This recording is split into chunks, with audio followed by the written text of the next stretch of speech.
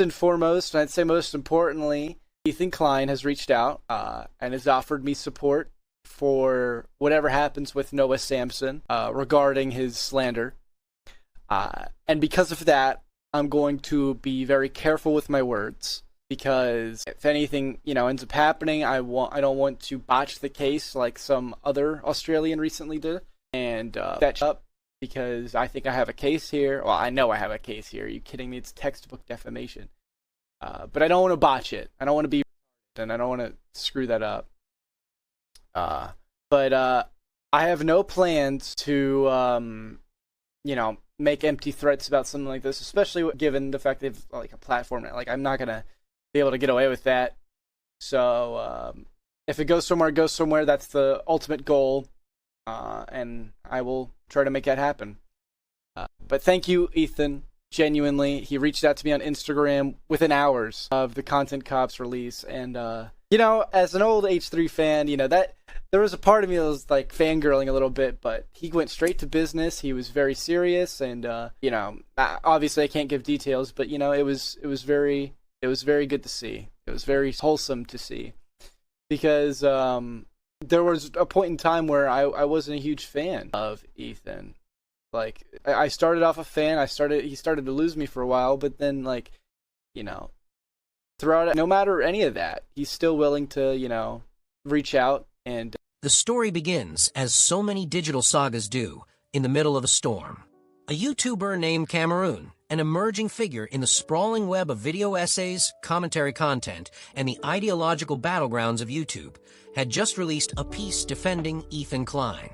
To outsiders, that may sound like an oddly specific premise for a video. But in the world of online commentary, where fandoms overlap with political discourse and personal vendettas, even a gesture of defense can ignite a fire. What made this case remarkable wasn't just the backlash Cameroon faced from fans of Hassan Piker and Noah Samson. It wasn't even that a disagreement ostensibly about Israel-Palestine, a topic already fraught with centuries of weight, managed to collapse into personal squabbles about who was clout-chasing whom. What made this case remarkable was what happened after the video dropped. Ethan Klein himself, the embattled and controversial host of H3 Productions, reached out to Cameroon privately, offering encouragement and signaling that he was watching the storm unfold. For Cameroon, this was more than a DM in the inbox. It was the moment where the blurry line between critic and subject, fan and creator, dissolved. The figure he had once admired from afar, someone whose work had helped shape a generation of internet humor, was suddenly on the other side of the digital curtain, speaking not as a public figure, but as a peer. To understand why this matters, you have to look not only at Ethan Klein and his complicated trajectory in internet culture, but also at the peculiar ecology of YouTube commentary, a space where arguments about global politics quickly turn into proxy wars between creators and their audiences, where reputations are made and destroyed through the alchemy of Twitter threads, Discord leaks, and reaction videos. YouTube's commentary world is a labyrinth of overlapping personalities. On one end, you have figures like Hassan Piker, streamers who command massive live audiences and shape discourse with off-the-cuff monologues. On another, you have video essayists like Noah Samson, who package their takes into carefully edited presentations, blending politics, culture, and aesthetics. In between are hundreds of mid-sized creators who comment on the commentariat, analyzing both the arguments and the personalities who deliver them. Cameroon's entry into this space was not as a megaphone for ideology, but as a critic of critics. His video defending Ethan Klein was less about Klein's politics and more about the way Klein had been treated, how debates about Israel, Palestine had been refracted into personal beefs and bad faith attacks. That focus set him apart. Instead of choosing a side in the grand ideological fight, he spotlighted the breakdown of dialogue itself. The response was swift and ferocious. Fans of Hassan Piker saw Cameroon's video as an attack on their champion. Fans of Noah Samson, many of whom overlap with Hassan's orbit, interpreted it as a smear. In a space where loyalty to creators often eclipses loyalty to ideas, Cameroon had crossed into dangerous territory. He wasn't just disagreeing with arguments, he was defending someone their heroes had criticized. To grasp why Klein's DM mattered so much, you have to understand his paradoxical place in internet culture. Ethan Klein began as a beloved figure, a YouTuber whose skits and reaction videos captured the absurdity of early internet trends. The H3H3 brand was built on irreverence, the kind of humor that mocked cringe content while never taking itself too seriously. But as the years went on, Klein's role shifted. His podcast became more political, his feuds more public, his controversies more polarizing. He alienated some early fans while cultivating new audiences who appreciated his willingness to take stands on progressive issues. In the process, he became both more influential and more vulnerable, a target for critics from across the political spectrum. By the time Cameroon released his video, Klein was no longer just a comedian-turned-podcaster. He was a lightning rod.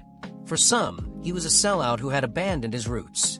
For others, he was a truth-teller under siege. His outreach to Cameroon carried weight not only because of who he was, but because of what he represented. The possibility that defending him might actually matter, that it wasn't just screaming into the void. The backdrop to all of this was one of the most volatile topics in global politics, the Israel-Palestine conflict. Online discourse about it often devolves quickly, not because the subject lacks substance, but because it carries too much. Centuries of history, religion, and geopolitics collapse into social media debates where nuance evaporates. For Ethan Klein, the issue was personal. As a Jewish creator, his commentary on Israel carried both cultural weight and personal risk.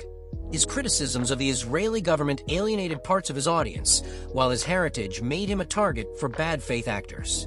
For Hassan Piker, a Muslim streamer with a massive platform, the issue was equally charged, tying into broader debates about Western imperialism and solidarity with oppressed peoples. The collision of their perspectives wasn't just a disagreement, it was symbolic, representing broader divides within progressive politics. Cameroon's defense of Klein wasn't really about the conflict itself. It was about how the debate had been weaponized, how disagreements had spiraled into character assassinations.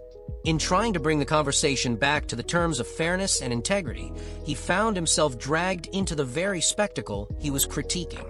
What made Cameroon's revelation so striking was the legal shadow looming behind it.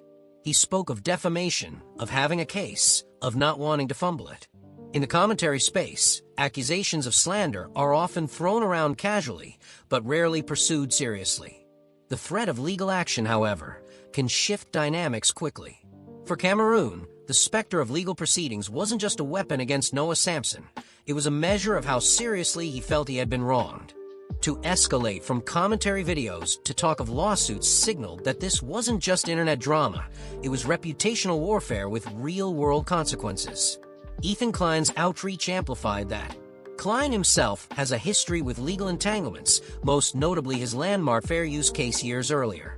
His quiet support carried an implicit recognition that the internet may feel lawless, but a law still hovers over it. There was also a more human element. Cameroon confessed to being starstruck by Klein's message, even as the exchange quickly turned businesslike. This is the paradox of parasociality. Creators who loom large in your life as cultural figures can suddenly appear as ordinary contacts in your inbox. The thrill of recognition mixed with the gravity of the situation. For Cameroon, this wasn't just a DM from a celebrity. It was validation from someone whose work had influenced him at a moment when he was under fire. It blurred the line between fan and peer, between admiration and collaboration.